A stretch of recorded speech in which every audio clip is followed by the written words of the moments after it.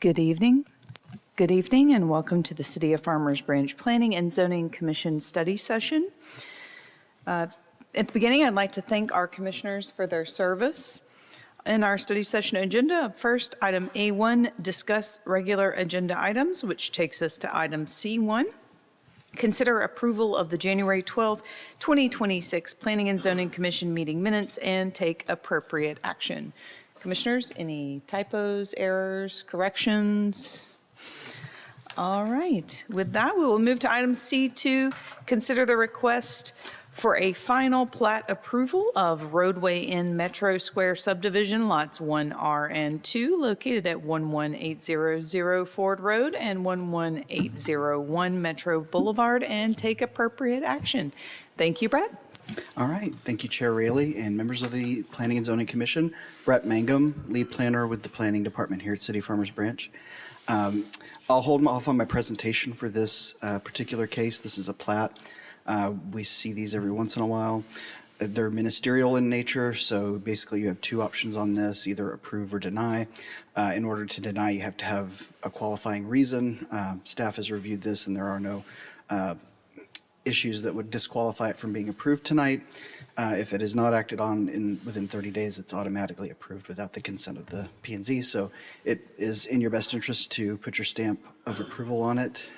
We're recommending approval on this. And again, this is for a warehouse development that you previously saw the zoning for. This detailed site plan was approved a couple months ago.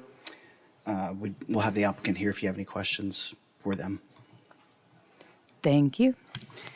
Thank you. All right, with that, we will move to our public hearings. Up first, item D1, conduct a public hearing and consider the request for a detailed site plan approval for the installation of fencing, including a zoning amendment request to allow said fencing within the front yard on an approximately 2.1 acre lot located at 13710 Hutton Drive and located within PD 22 zoning district and take appropriate action. Thank you, Brian. Thank you, Madam Chair, and thank you, Commissioners. Happy to take any questions you might have up front. I know this is a bit of a unique situation. It's a detailed site plan with a zoning amendment request to allow the applicant to install fencing within the front yard. And so I'll preface my presentation by saying we're having to go about this route because currently the Code of Ordinances prohibits fencing within the front yard for any property within the city. And so in order for the applicant to be able to do this, we have to amend PD 22 to allow this. And so through this zoning amendment, and I'll repeat this in my presentation, staff saw this as an opportunity to clarify screening requirements within PD 22 for parking and loading in other areas versus those that are being used specifically for outdoor storage, because the way they were written before now, it was a little murky. And then two, we also saw it as an opportunity to potentially help out other businesses within the zoning district who might face similar challenges. I mean, given that this PD is characterized by mainly office warehouse uses. But again, like I said, happy to address any questions you might have now, or we can wait until the public hearing, and the applicant will be here. Great, thank you. Commissioners, questions for staff during the study session? As usual, I have questions, but if it's all right, I'll hold them until the public meeting and when the applicant's here. Okay. Thank you. Sure.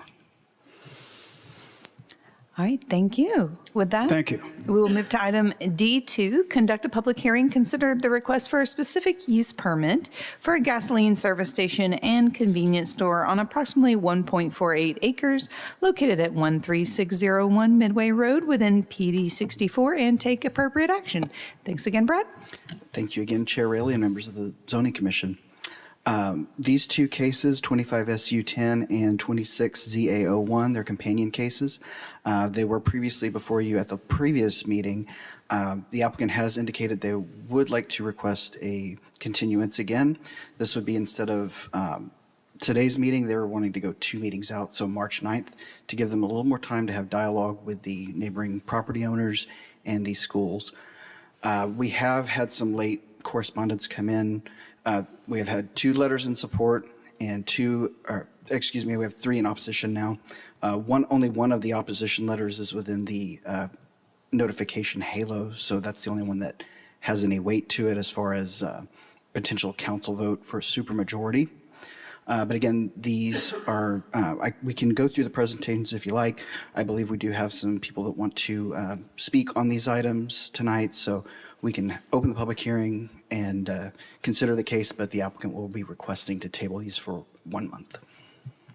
Great. Thank you for that update on these two items. Commissioners, questions for staff during study session?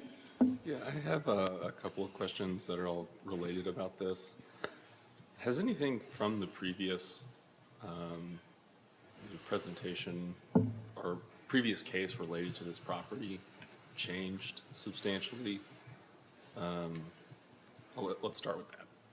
So in staff's review of these applications, there's no material changes from what was previously reviewed in April and May. Okay.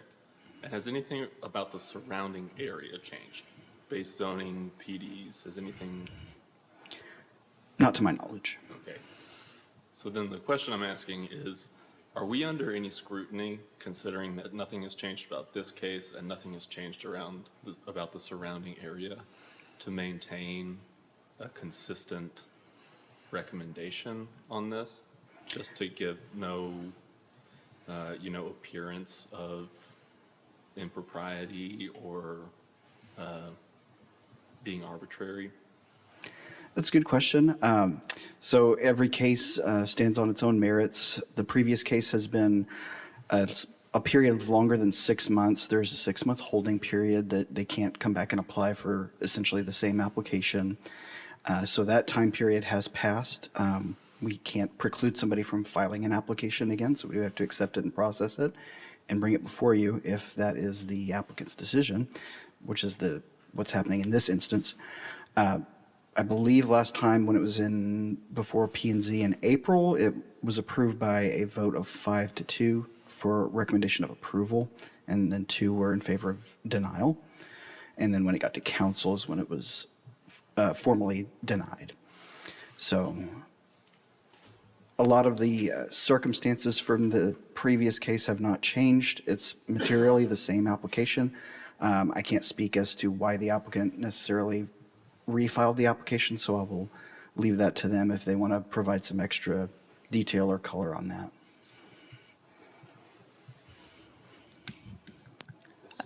Other questions for staff during study session? Just one, yeah, so a number of questions, but I think I'll wait until this comes back. But I do just have the question of, there's the apartment complex that is directly adjacent. So in the 2 times you've done notifications, they have not ever responded. Is that correct to you? Sent a response of any kind? Yeah, the Prairie Crossing, I haven't heard any response from them this time, but I know last time they were either neutral or in favor. They didn't send any opposition letters. So, and we haven't received an opposition letter from them this round. Okay, because they're the ones that would be most affected by it, and there seems to be silence there. And do you know, the discussions that the applicant is having, that includes talking to them?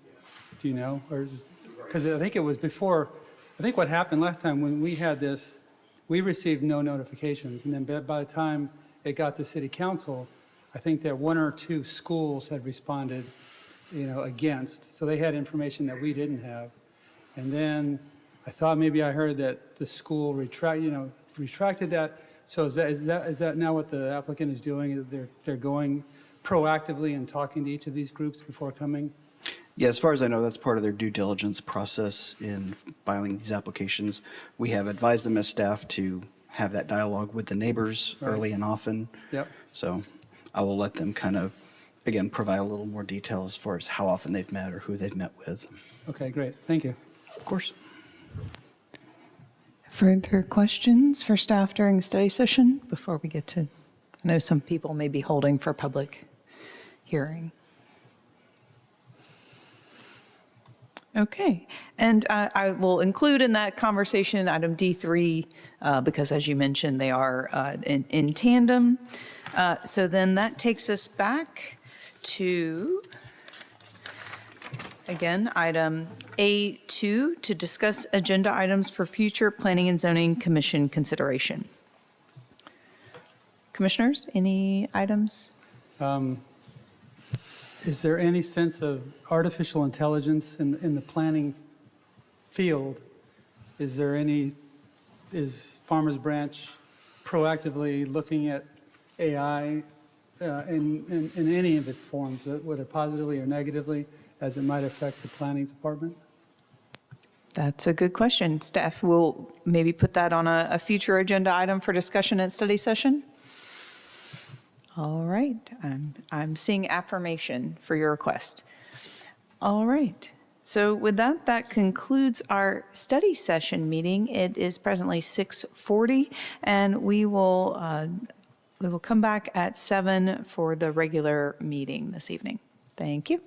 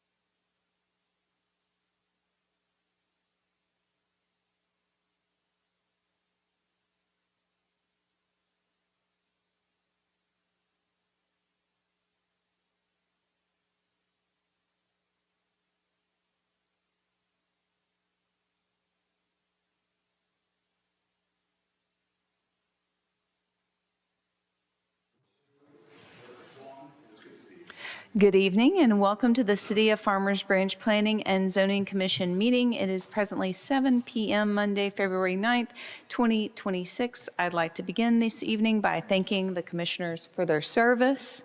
On our agenda, we'll begin with citizens' comments. This agenda item provides an opportunity for citizens to address the Planning and Zoning Commission on any matter that is not posted on the agenda. Anyone wishing to address the commission should complete a citizens' comments registration form and submit it to the chair prior to the start of the meeting. There is a 3-minute time limit for each citizen to speak, with a reasonable limitation on speakers on one topic or item, with a maximum of 15 total minutes on the same topic item. Anyone wishing to speak shall be courteous and cordial. The Planning and Zoning Commission is not permitted to take action on any subject raised by a speaker during citizen comments. When called, please approach the podium and state your name and address prior to beginning your comment. Please direct all comments to the commission and not to the audience. I do have folks sign up to speak, but they are on agenda items, so not under citizen comments. So we will proceed to those regular agenda items, beginning with item C1. Consider approval of the January 12th, 2026 Planning and Zoning Commission meeting minutes and take appropriate action. Commissioners? I move that we approve the minutes. Thank you. I will second that. Any further discussion on the item? Seeing none, all those in favor of approval? All right. Any abstentions? No? Okay. So with that, that carries. We will proceed to our public hearings, beginning with item D1, conduct a public hearing and consider the request for a detailed site plan approval for the installation of fencing, including a zoning amendment request to allow said fencing within the front yard on an approximately 2.1 acre lot located at 13710 Hutton Drive and located within PD 22 zoning district, and take appropriate action. Thank you, Brian. Hey, Madam Chair, I just wanted to point out that you skipped C2, the plat. Oh, thank you so much for that. We'll resume there. I was so excited about our public hearings. All right, thanks for that, Brian. We'll go to item C2, consider the request for a final plat approval of roadway in Metro Square subdivision, lots 1R and 2, located at 11800 Ford Road and 11801 Metro Boulevard, and take appropriate action. Thank you, Brett. I wasn't trying to skip you. Apologies. No apologies needed. Members of the commission, my name is Brett Mangum. I am the lead planner with the planning department here at the City of Farmers Branch, here to present to you tonight case 25-PL05. This is a plat for 11800 Ford Road and 11801 Metro Boulevard. The official name of this plat is the Roadway in Metro Square Final Plat. And as mentioned during the study session, we see plats come through occasionally. The reason this particular plat is coming before you is a portion of the property was previously platted. You can see in the aerial, the recently demolished Wyndham Garden Inn was on the right-hand side of this block. The area that was just the grass on the left, undeveloped area, that area was never platted. So because of that, since that portion of the tonight's plat was never platted, it does have to go through approval of the full governmental body, which is P&Z in this case. Plats only go through you. You are the final approving authority for all plats. This does not have to go to city council. So again, these are something we deal with not very frequently, but this is one that we'll handle tonight. Overall, we're looking at about a 12-acre site. The zoning was previously approved for a warehouse development on this particular parcel, which will be subdivided into 2 lots. The lot line will be shifting over to the east from where it previously was as the tracts were previously subdivided. The zoning is PD 74, Plan Development Number 74, largely non-residential uses in that PD. Again, July 2025 is when the detailed site plan was approved by City Council. And the official name of this plat is going to be Roadway in Metro Square Subdivision, lots 1R and 2. The unofficial name, marketing-wise, for this development currently is the Park 635. This is a copy of the plat, so you can see The proposed configuration with the lot line and all of the easements that will support the development of the warehouses on this site. There'll be one warehouse on Lot 1R and another warehouse on Lot 2. These are bound by the 635 westbound frontage road, Ford Road, Villa Creek Drive, and Metro Boulevard, respectively. This is just the second page of the plat with all of the dedication language and legal description and signature pages. And again, this is the approved detailed site plan, so you can see how the buildings relate to the plat itself. So with that, that concludes my presentation on this plat request. We do have the applicant present tonight if you do have any questions for them regarding this proposal. Again, staff is recommending approval of this item as presented, and I'm happy to answer any questions if you have any for city staff. Thank you, Brett. Commissioners, questions for staff? Any questions for the applicant? All right, it looks like all of our questions have been answered. Thank you very much. Thank you. All right, commissioners, we are, again, the deciding body on this, so we'll hear a motion. I'll make a motion to approve as, or recommend approval as presented. In this case, we don't have to recommend. It is approved. Yes, thank you. Second. Seconded. Any further discussion on the item? All right, seeing none, we'll move to vote. All those in favor of approval?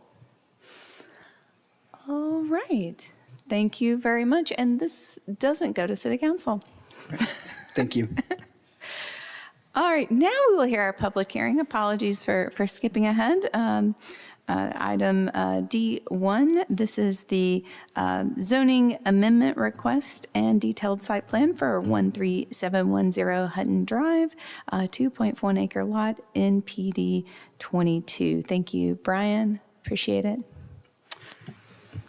No problem. Thank you, Madam Chair, and thank you, Commissioners. It's a privilege and a pleasure to be presenting before you this evening. I'm Brian Campbell, planner with the Planning Department, now here to present to you on the detailed site plan for 13710 Hutton Drive. And so this is the subject property. It is zoned Plan Development District number 22. This is a detailed site plan with a zoning amendment request for the installation of fencing within the front yard.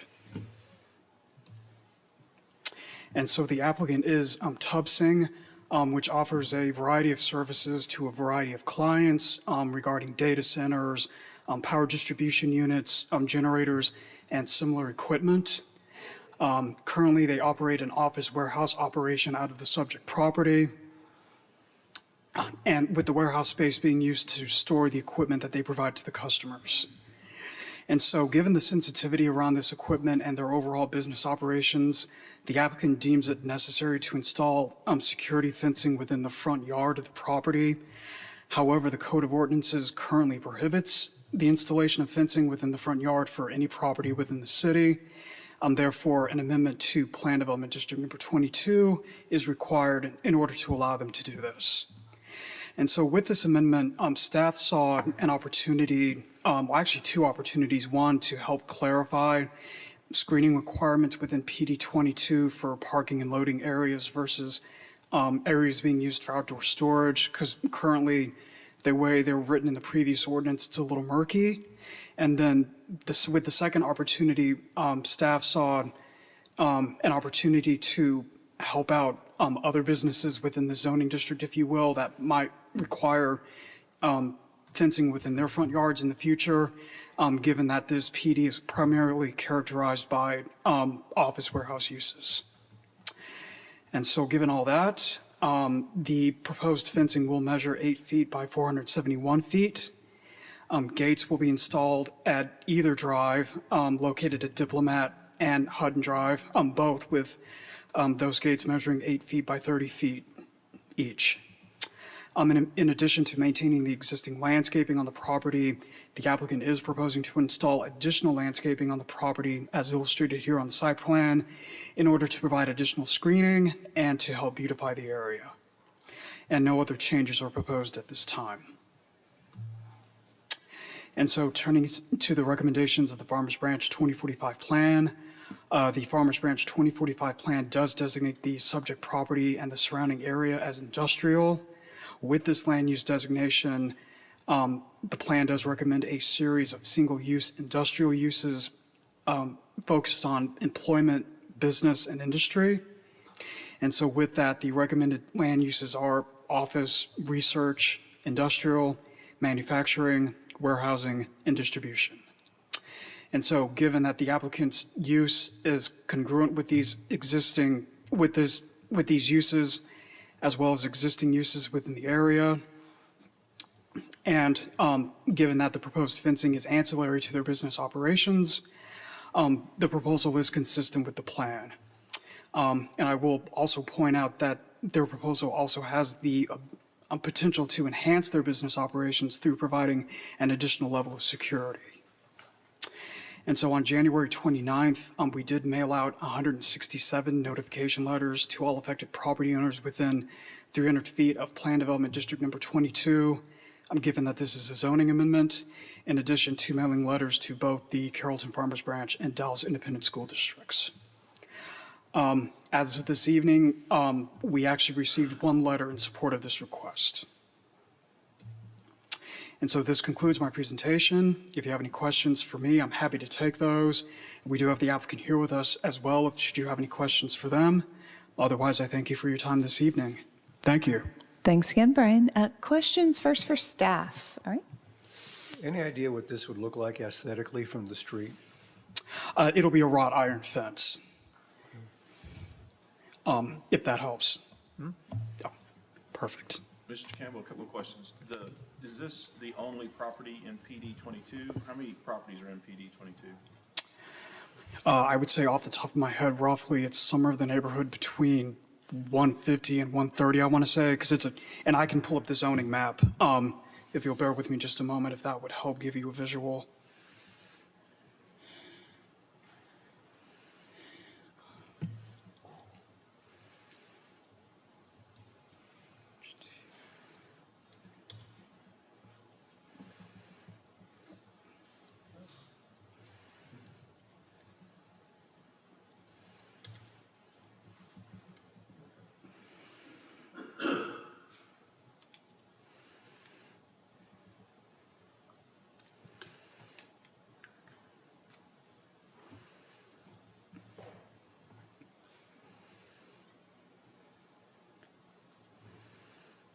And so this is the interactive map on our website. And so,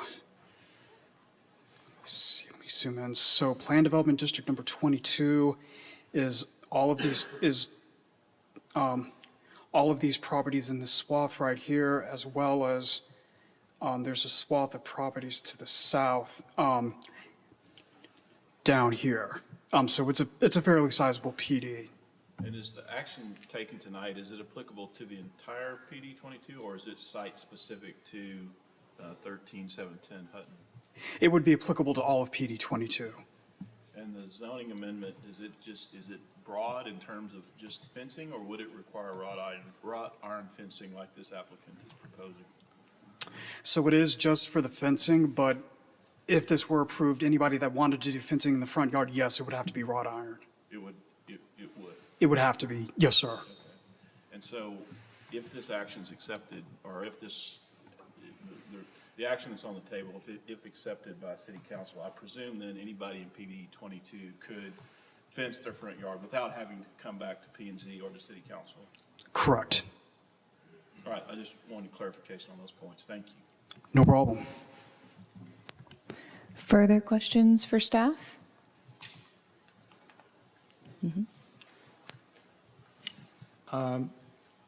Is there any issue with fire department access to the property if the driveways are gated? I can confirm that our fire department did review this site plan and did not see any issues with what was proposed. Okay. As I looked at the detail of this property, I was confused because it looks like there's an exterior wall very close to where that fence is proposed to go in. And in fact, it looks like there's a couple of sections where there will be landscaping between the existing wall and the new fence that is completely inaccessible. Yeah, I was going to see if I can pull up the property just to provide you all with a visual. And I was frankly baffled by that. And why would you put a fence directly in front of a wall?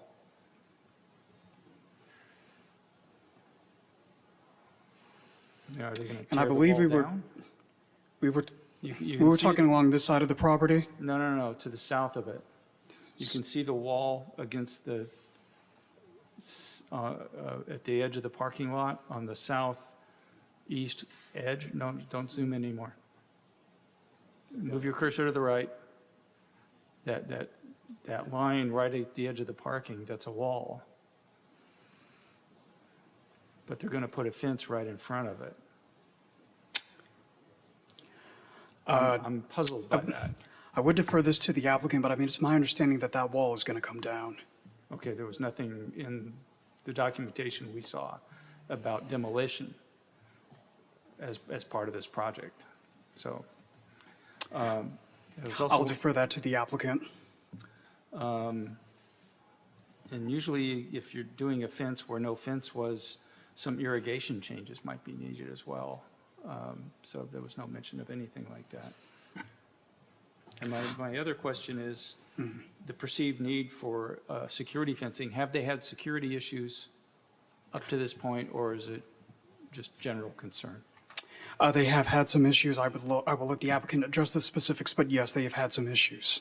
Okay, and finally, it looks like they were only fencing in the parking lot on the south side of the building, not the parking lot on the west side of the building.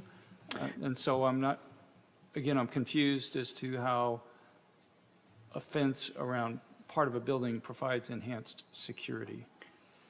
So the fence is actually going to, actually, maybe it'll be better if I go back to this. So the fence is actually going to run along the perimeter of both Diplomat Drive and Hutton Drive, with security gates being installed at the entrances here and here.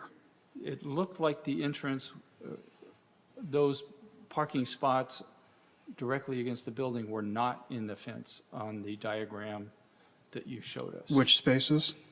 Those ones right where your cursor is. These?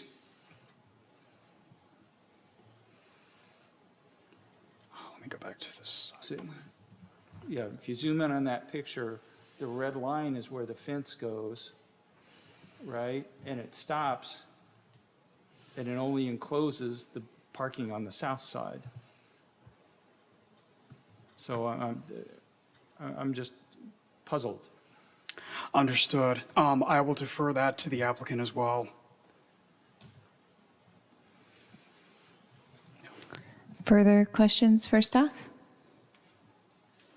All right, it's my understanding the applicant is here. Yes, ma'am. Okay, if you wouldn't mind, the applicant step forward. Just please state your name and address for the record.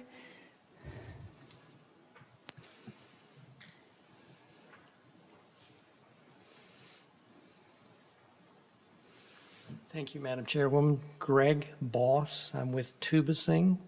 The address for Tubasing is 2020 Diplomat Drive. The address for this property is 13710. We're actually across the street from each other. Great, thank you so much. And I believe we did have some questions for you. Well, you heard my Yes. question. I'll let you have the floor. Absolutely. So the picture, unfortunately, in Google Maps is a little old. The wall that you're referring to, that was quite dilapidated when we bought the property. In fact, it had fallen down. We removed that wall, and most of the wall to the west and the other tree area there was about 50% fallen down. So we cleaned up all that property, took all of that out. Okay. We're replacing that screening that was some sort of faux masonry screening that had been erected in the 80s with the fencing, and only going around the corner to Hutton Drive. We're not fencing in or gating in the entrance off of Hutton Drive. Okay, That that's- will be open. Okay, that's what I thought. Right, and so the reason for the fencing is The loading dock doors are all on the south side of the building. Okay. And they're accessible. And with the access to the street and the fact that we've had security issues since we purchased the building a little over a year ago, and due to contractual obligations we have with our clients, we've got to secure at least those doors. The equipment's so big, you couldn't walk in the front door and take anything out, but you could back an 18-wheeler into these roll-up doors, get inside, and take away some very expensive equipment that's meant for emergency power for data centers. Okay, thank you for that clarification. I Yes, sir. appreciate it. Further questions for our applicant? Oh, just a comment, Mr. Boss, thank you for running your business in Farmers Branch. We're Yes, sir. thankful for that. We're long time resident here. All right, well, thank you. Any last questions, discussion? All right. I have a reminder, it is a public hearing. I don't believe we have anyone signed up to speak on this item on the public hearing. Okay, so then I will move that we close the public hearing. All right. I'll second. Any further discussion on the item? Seeing none, all those in favor to close the public hearing? All right, with that closed, we can now hear action on the item. Thank you. I'll make a motion to approve as, or recommend approval as presented. Thank you. Second. Seconded. Any further discussion on the item? Seeing none, we'll move to a vote. All those in favor to recommend approval? All right, and this will go to City Council Yes, ma'am, March 19th. on March 19th with our recommendation for approval. Thank you kindly. All right, up next we have two items of public hearing that we're going to combine because they are correlated cases. So up first, item D2, this is a public hearing and consider a request for a specific use permit for a gasoline service station and convenience store on approximately 1.48 acres located at 13601 Midway Road within PD 64. And the second being a public hearing and consider the request to amend the comprehensive zoning ordinance, Article 5.5, beer and wine sales overlay district, and Appendix C maps to allow beer and wine sales for off-premise consumption on approximately 1.48 acres of property located also at 13601 Midway Road and take appropriate action. Thank you, Brett, for bringing these two cases concurrently to us. Well, thank you for the introduction, Chair Raley and members of the Zoning Commission. My name is Brett Mangum, lead planner with the Planning Department. These companion cases are, I'll just reiterate a little bit from study session. The applicant is going to be requesting a continuance for these items, but I will be happy to go through my presentation if it is the will of zoning commissioners. Yes, please do. Please do. So we'll start with the first case, which is 25-SU-10, 13601 Midway Road. This is the northwest corner of Alpha Road at Midway intersection. This case may be familiar to you because we have previously heard a similar zoning request previously in April of last year for a gasoline station with convenience store. The subject site you can see in green on your screens. It's about an acre and a half altogether. This is within PD 64 Plan Development number 64. And this component of the request is an SUP, a specific use permit request for the gasoline station and convenience store. Those in PD 64 require the approval of an SUP by City Council. It is not allowed by right, so this is why you are hearing this case tonight. Attached is a copy of the site plan. Again, there's no material changes from the previous iteration of this. There's about 20 fueling pumps that will be located on the front of the store with the building placed towards the rear of the property. Altogether, you're looking at about 5,000 square foot of space within the convenience store. And then on the site itself, on the 1.5 acres, they're landscaping about 7,200 square foot in total, which exceeds the landscape requirements for PD 64. With all gas stations, there is no outside display or storage of merchandise, and the applicant has been made aware of this requirement. Again, the operations for this particular gas station, which is proposed to be a Quick Trip, would be a 24-hour operation. If you look at our long-range plans, the city has adopted the 2045 comprehensive plan. The site is designated in a dark yellow color. You can see the intersection circled there in the dark color. This technically is not in alignment with the comprehensive plan designation, which is high-density residential. Please keep in mind that there is a distinction between zoning and the comprehensive plan designation. What we're looking at here is more of the 30,000-foot view. So they're seeing more generalized quadrants of the city being dedicated to certain land uses. The zoning is more specific to the parcel itself, so that is the controlling document rather than the comprehensive plan. So while this, you will see it's not consistent with the comprehensive plan, staff is still going to be recommending approval of this as presented.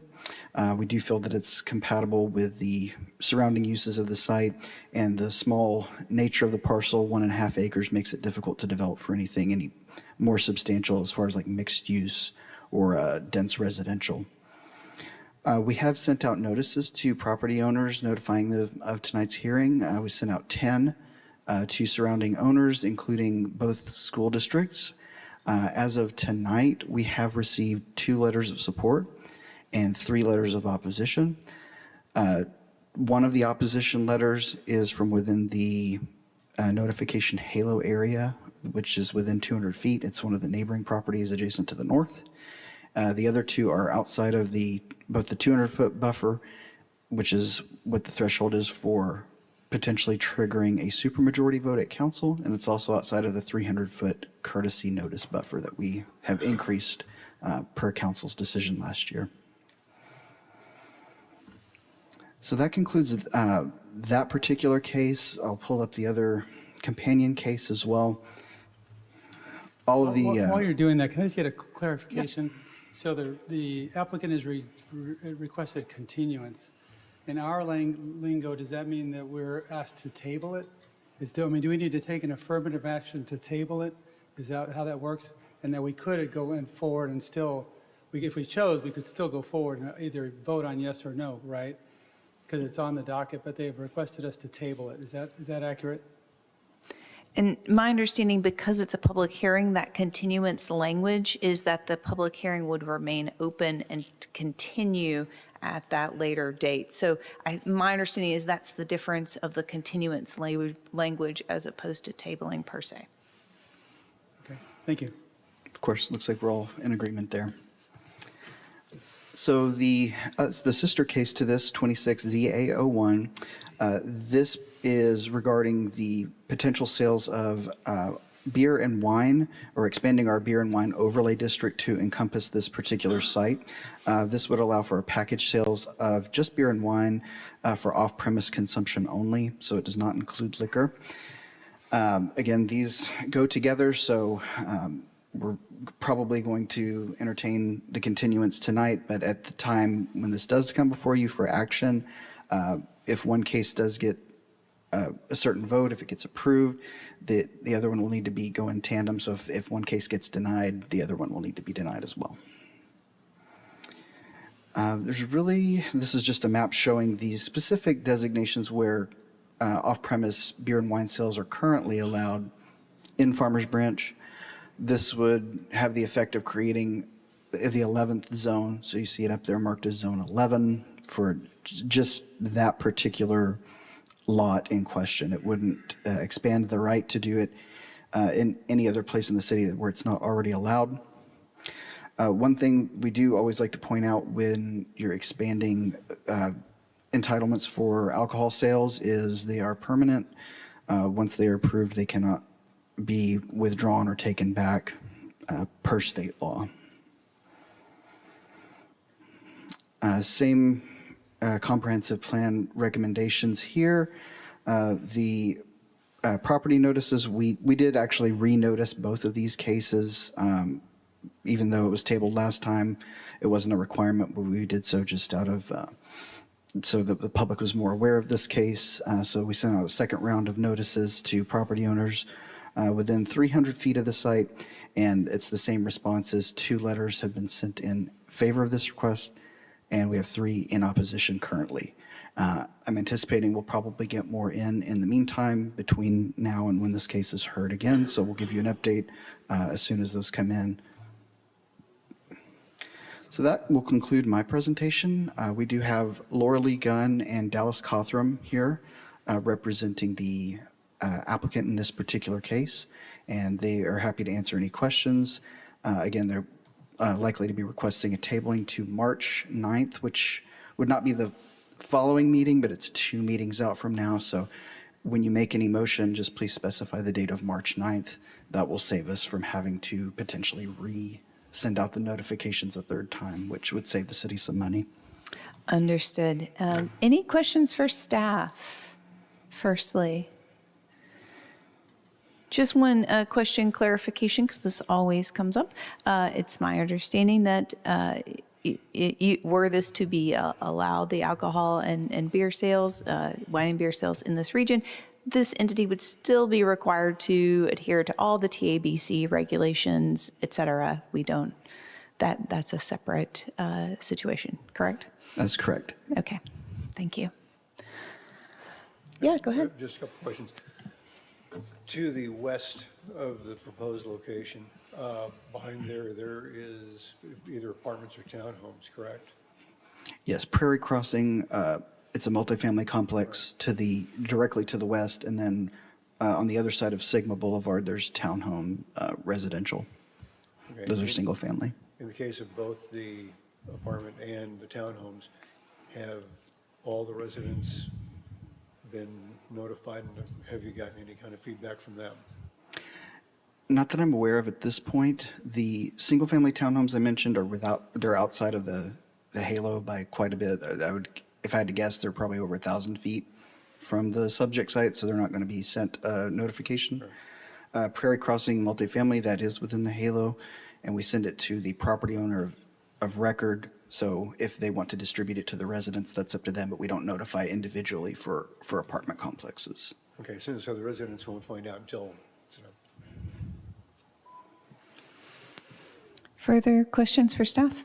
Is there signage in the yard? Yes, that has been posted. Thank you. Any further questions for staff? All right, One more. Yep. Is the applicant the building owner or the potential buyer?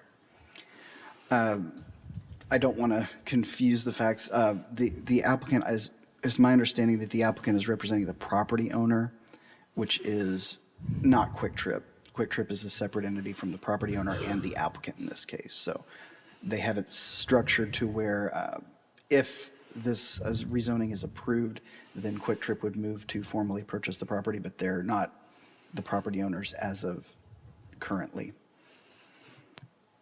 thank you. So hopefully that didn't muddy things, but the applicant can probably give a little bit more clarity to that. Thank you for that clarification. All right, looks like we didn't have any further questions for staff, so thank you, Brett. We think we may have some for the applicant if they're willing to step forward. If you would just please state your name and address for the record. Dallas Cothram, 3333 Wellborn, Dallas, Texas. I'm not going to make a full presentation unless for some reason you don't decide to table it, and I guess I could then. Earlier in the briefing, somebody asked, well, what's changed? There was a material change that kind of, beyond the fact that I think this is a very reasonable request and would like to have seen it passed, but that's a political matter. But the owner of the property died, and so I don't know all the particulars about the Ferris Trust that owns it now, but the heirs, I think, are wanting to wind up his affairs, and so maybe this came back a little earlier than it might have, but I do think that's a maybe non-zoning material change to the ownership situation. But both the Ferrises, who we've worked for many years, and Quick Trip have been a client for many years. So, I guess in my mind, both of those people are our client. We're representing both of them. And, Quick Trip really wants to do a store here. You know, I made a comment to staff, and I think I've written about this. I think cities should be more concerned about who the users are in your city and not what it is they do specifically. And I would argue Quick Trip is the best in class gas, you know, station in America, or certainly in this part of the country. So, and we'll come back and do that. So we have had some requests for additional meetings.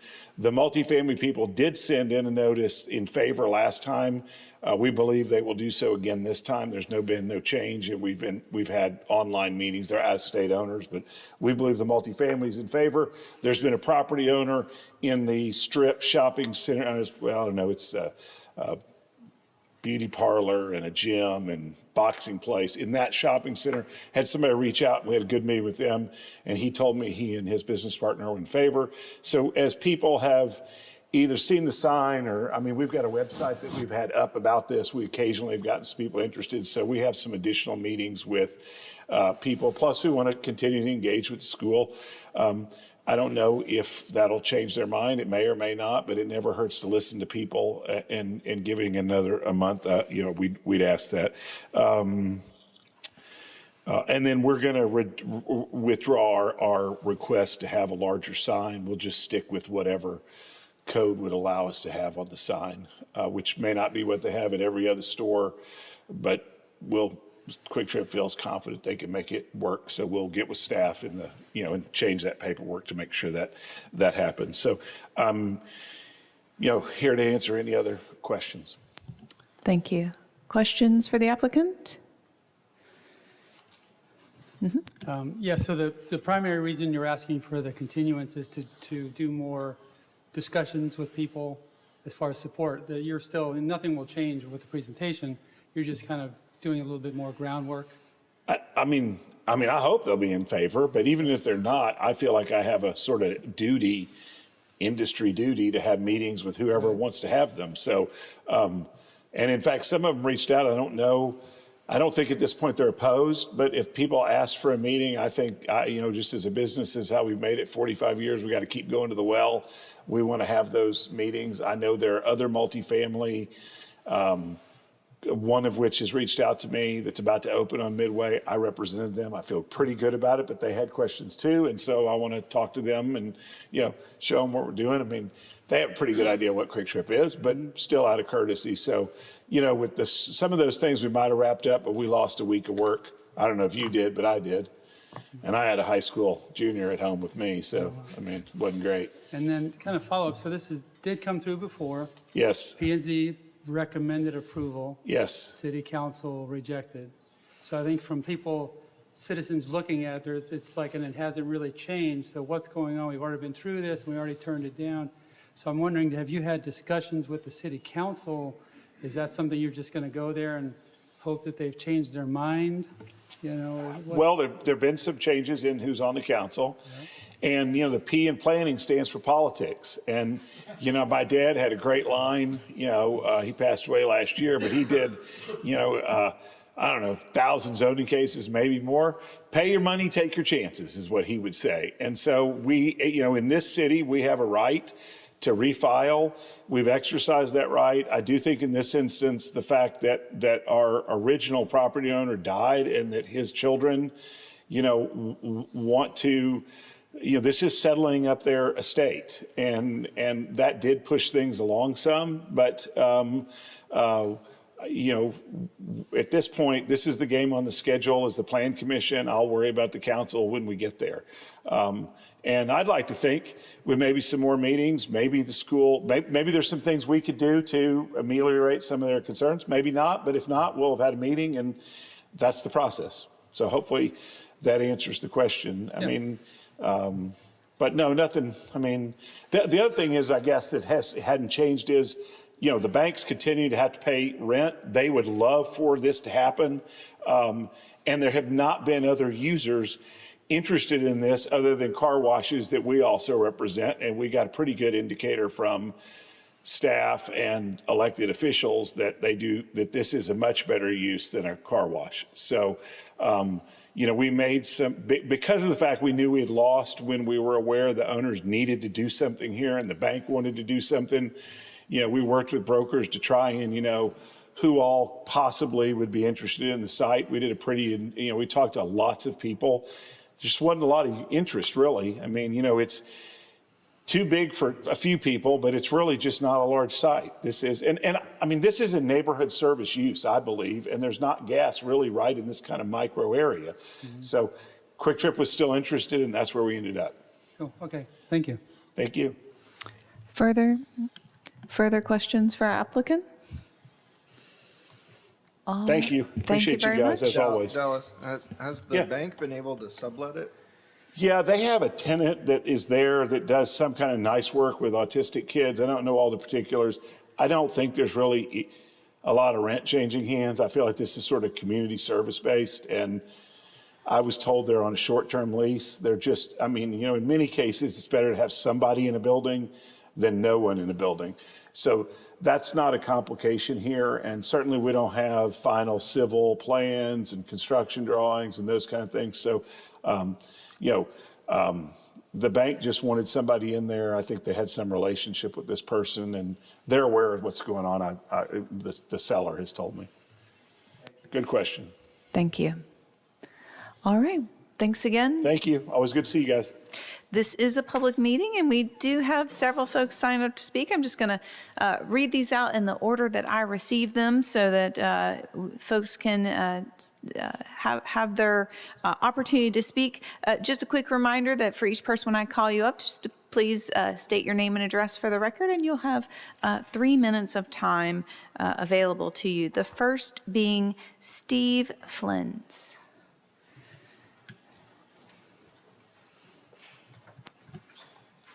Thank you, Madam Chair. Commissioners, my name is Steve Flens. I represent MW3 BP Associates, LLC. We are the owners of Midway Common Shopping Center at 13605 Midway Road. I'm here to formally state our opposition. We opposed it last year as well. And hearing tonight that nothing's changed, it still doesn't sound like a traffic study has been completed. The intensity of the requested use is disproportionate to the site's size. Quick Trip developments are commonly located on parcels of approximately 2 acres or more. This site is only 1.47 acres, which is unusually small for the intensity of the proposed use. This is not speculative. It is a predictable site constraint problem. Even if QT is good at traffic, the land itself is the limiting factor. A gas station is a high turnover use, and this location is already located on a major corridor. The key operational question, going back to the traffic study, is how vehicles will safely exit and travel northbound on Midway Road without creating unsafe left turn maneuvers, rerouting, U-turn congestion, and added conflict points. The site plan lists 5 15,000-gallon underground fuel tanks. This development is not a small corner store. It is designed for significant fuel volume and turnover. Per Placer AI, the 3 closest QTs of this proposed location average approximately 1.15 million visits in 2025. As a comparison, the Tom Thumb, located at 3757 Forest, saw only 861,000 site visits last year.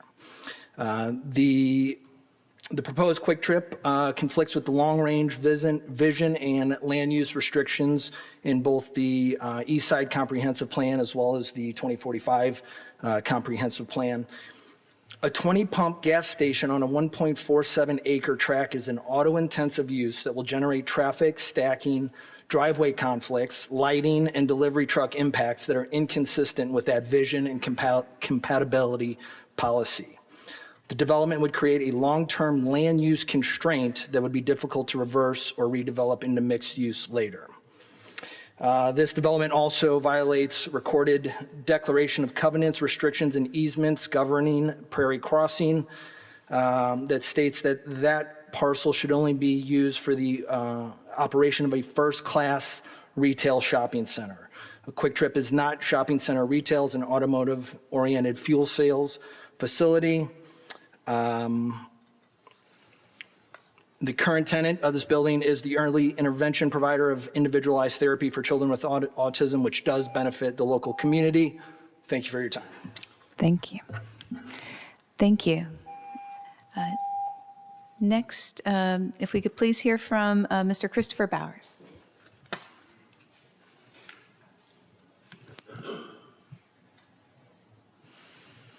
Madam Chair, members of the commission, my name is Chris Bowers, 1316 Village Creek Drive, Plano, Texas. I'm with the Suster Law Group, and I'm representing Rabati Investments, which owns a property in Farmers Branch on LBJ Freeway. As you heard from others, the City Council denied this request 9 months ago. And it's hard to know exactly why it was denied. You heard a lot of different things that were said that evening, but there was discussion that convenience stores sometimes attract criminals and vagrants. There was discussion of students at Parrish and other nearby schools may be attracted to the beer, wine, and tobacco sold. There was discussion of the fact that if Quick Trip for any reason might leave the site, that the next operator might not be as reputable as Quick Trip. There was discussion of traffic congestion increasing as a result of this proposal, and there was discussion that it did not meet with the comprehensive plan of the city. And I would say, I would urge you to follow the comprehensive plan. You went to a lot of work to enact it, and if you're not going to follow your plan, then why even have a plan? So what has changed in the last 9 months? Until tonight, I was not aware of anything negative that would be a real change. But we now know that apparently the owner of the property has died and his heirs are trying to settle the estate. And I'm sorry that that has occurred, but I have done a little bit of probate in my career. And I can tell you that that is the zoning of the property is not something that's going to delay a probate. In fact, if anything, if you're trying to change the zoning, that might delay your probate. But most importantly, that is not a land use consideration, whether a person is alive or dead. Instead, you should look at the land use issues involved in this case, and none of that has changed. In fact, the one thing that we were told 9 months ago was that there was a concern that there could be blight here if this property was not rezoned then. Well, the property was vacant then. Now it does have a tenant, which I presume is paying rent. No blight has occurred whatsoever. So I would say that nothing has changed here. If the commission, though, were inclined to grant this request, you should consider putting conditions on it, such as a time limit on the SUP of, say, 2 years, to make sure that Quick Trip has to come back here and demonstrate that it has done a good job and been a good neighbor. And then also consider requiring a security guard on premise at all times to make sure that this property remains safe. Thank you very much for considering these ideas. Thank you. Next, if we could hear from Kelly Jo Sands.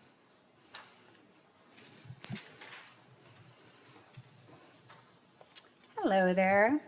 Well, I'm not sure what P for politics means, but If you would, just please state your name and address for the record. Sure. first. It's Kelly Jo Sands, and my address is 7206 Azalea Lane, and that's in Dallas, Texas.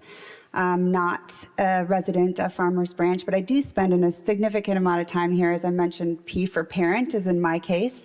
I have 3 boys, 2 of which actually go to school in this area. So I was in front of this same council, I think, less than a year ago, which is kind of surprising. Again, I'm not entirely sure how politics works or how this process works. So that alone surprised me, as I thought it was already presented and voted on and shut down for all the reasons that that nice gentleman just listed out. And for me, as a parent, I spend a lot of time in this community. My youngest goes to Preston Hollow Presby. It's a specialty school for learning differences. I personally think it's a wonderful addition to your community in the district. I spend a lot of time in carpool. I spend a lot of time volunteering. I'm a vice president of the board of that school, and very, very passionate about its mission. I could stand here and talk for an hour about that alone. My oldest son goes to Parrish, ironically. So 2 schools in the vicinity of this proposed change. And needless to say, as a parent, I was surprised I didn't hear about either one of them, especially because after the last time I stood in front of you guys, that was part of the conversation, was that only public schools were notified and the private schools in the area didn't have to be. So if this is something that's tabled, again, I don't know how this works. I would love the opportunity to send a notice to our communities in both of those districts and those schools. So we have the same voice that can be heard in your community. Again, we spend a lot of time here. I'm extremely passionate about the mission that those schools provide, and I think it's truly additive to this community. I listened a little bit about the comprehensive plan when I was here last time, and it's beautiful. You guys are doing great, great work. And I also would encourage you to stick to the plan, stick to what it does that this council is overseeing. And if there's a proposed change, I would hope that there's some bar to overcoming what has been planned for this area. For the high-density residential, I think it was called. It has to be both additive and necessary. On my drive from 635, I can see 3 gas stations at that corner. I counted 20 bays. 40 bays. It was 20 on one side of the highway, and I could see 20 on the other side. That's 40. If we agreed to this additional 20 bays, that's 60 bays within a 0.4 miles. And that was just one direction. I was coming from, I guess it would be the south. I didn't even count the west, north, or the east. Do we really need more bays, over 60 in this area? I don't think so. And is it additive? Well, as a parent, especially if you look at those images that you guys put out, that's a field. That is a field for youth kids, 24 hours selling alcohol, and signage can be seen, even if it's not on the outside of those walls. And it is disgraceful, absolutely disgraceful, to look at this program, Thank you. which is Parrish's High School Musical, where that establishment that they said wasn't legitimate is spending money and time to put it in. Thank you for our your community. comments. Thank you. Up next, we'll hear from Patrick Haggerty.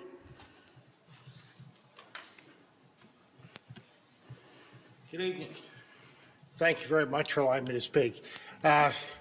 Your name and address. My name is Pat Haggerty, 3768 Waterside Court, Addison. Our family has lived in Addison Farmers Branch. I served on the city council for 2 terms, and my real estate career, commercial real estate, has been right here. I've sold more than 60 buildings on the east side of Midway Road and done hundreds of leases. I've started in business with the people who developed that. I've always been a broker. I own no property, never have, other than our house.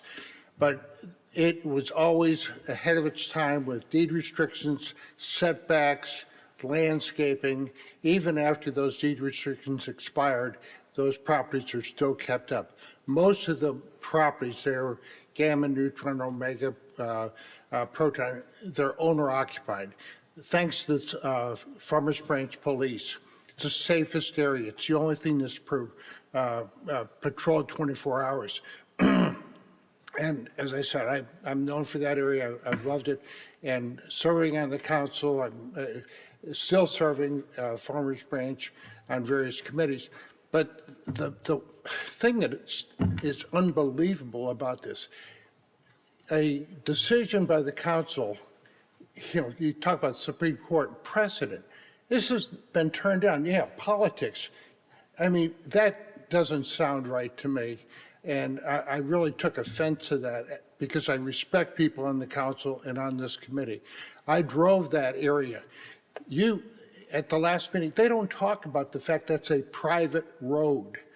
Did anybody ever say that going north on Sigma Road? It's not a public street.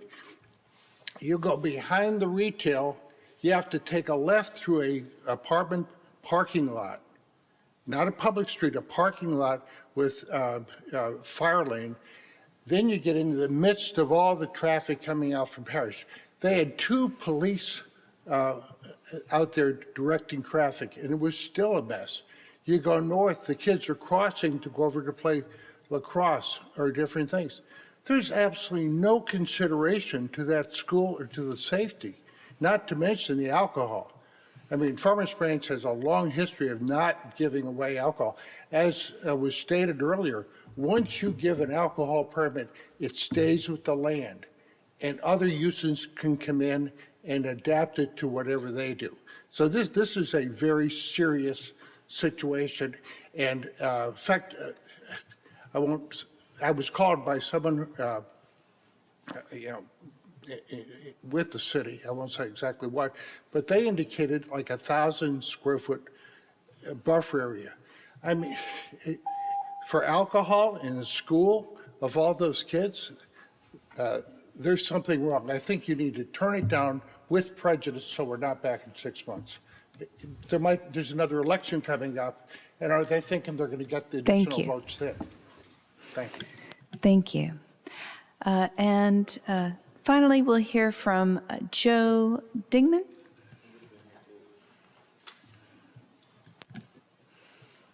And just state your name and address. Well, good evening. I'm Joe Dingman. I live at 13223 Glad Acres Drive in Farmers Branch. I'm here to oppose this for a variety of reasons. First of all, gasoline stations are just flat, ugly uses. They're aesthetically unattractive. They have lots of signage. They're metal structures, lots of concrete, lots of transient traffic. There's just no plus to this other than for the operators of the land sellers. The present building, by comparison, is fairly attractive. It's maybe underutilized. I think it needs a better user, but it's okay. The second reason is that we don't need it. As the prior speaker said, there's 3 gasoline stations at the corner of LBJ and Midway. There's 1 at the corner of Spring Valley and Midway. We just don't need this. This is not a community service. The site is not designed for a high traffic operation. It's first of all small, as the point has been made. Only the southbound Midway traffic will work sort of okay. The other 3 possible directions, Alpha, northbound Midway, they're pretty convoluted paths to get in and out of here. It's just not a desirable situation. It really shouldn't be allowed. The site is too close to residential. There's some apartments directly behind this. The apartments either have or haven't chosen to object. They should, in my opinion. I'm in the commercial real estate business, as well as Mr. Haggerty. Those apartments will be worse off for this use than not. The apartment owner who lives in Maryland, I don't think know what's going on here. The townhouses just to the west of them, if given their druthers, they'd not have it. There's also new apartments in the center. Over time, the center will become all residential, as many other commercial sites are, including one at McEwen and Midway. There's no sales tax on gasoline. The improvements for a gasoline station are de minimis. I don't know whether the value of the improvements is going to be greater than the existing building, but it's not going to be much. There's no real financial advantage to the city for doing this, other than the sales tax on the items sold in the convenience store, which are basically things that are bad for you. I laugh about the 3 basic food groups: sugar, salt, and oil. That's what is sold there, in addition to alcohol. That's bad for you too, although I have some occasionally. Finally, this thing is incompatible with the comprehensive plan of the city. It was well thought out. Why violate that willy-nilly? The only winner here is the property owner. Nobody else is the winner, including the next door neighbors who are going to take the burden of this. Thank you very much for your public service and for your time. Thank you. And please deny it with prejudice. Thank you very much. A reminder, this is a public hearing, and I believe we've had a discussion around a continuance of the public hearing to extend to the date of March 9th. I will make a motion to continue the public hearing to March 9th. Thank you. Second. Any further discussion on the topic? No, just that rather than taking an action, continuing it, every time we deal, there's more opportunity to people to step forward, and I'm hearing a lot more this time than I did last time, for sure. So a continuance definitely seems to make sense. Thank you for that. Any further discussion before we move to a vote? Okay, all those in favor of a continuance of the public hearing to the date of March 9th, 2026. All right, so we will hear it and see you back then. That does conclude our meeting. We will adjourn at 8 p.m. this evening. Thank you all.